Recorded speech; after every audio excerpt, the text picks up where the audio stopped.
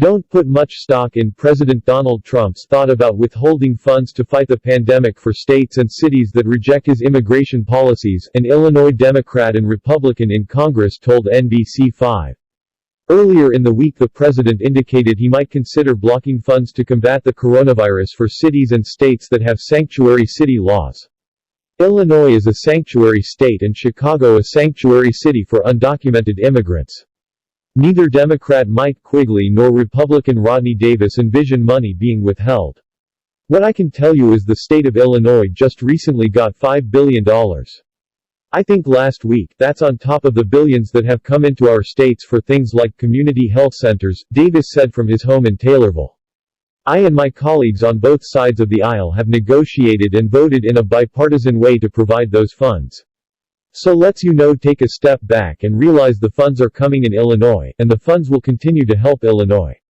While members of the U.S. House debate when to return to Washington, Quigley said he received what amounts to a small coronavirus care package to help protect him and his staff. Oh, they sent us disinfectant wipes. They sent us dozens of medical-quality masks to wear, he said during a video conference interview from his North Side home. When Congress returned last week to vote on the latest stimulus package, members voted in small groups alphabetically, but not all wore masks, Quigley said, or practiced social distancing.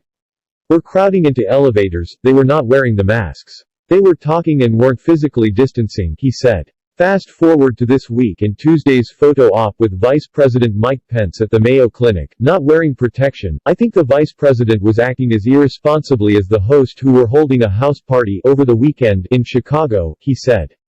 A Chicago homeowner says she was working a 24-hour shift as a first responder when her son threw a massive house party that ultimately went viral. NBC5's Christian Farr reports. Davis, elected to Congress in 2012, does wear a mask but did not take issue with Pence's maskless photo op. Well, number 1, I haven't seen it. Number 2, guidelines aren't for everybody to have to wear a mask 24 hours a day, he said. The guidelines aren't wear a mask every second, every day. It is be safe. Where Quigley and Davis agree is that the world is changing. I mean, look, Davis said, no one's going to go to a grocery store anymore and just automatically grab a cart without wiping it down in the future.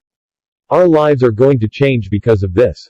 Both on a practical and emotional scale. I want to see my mom, Quigley noted, but because she is in her late 80s, I can't do that now because I frankly think I put her at risk.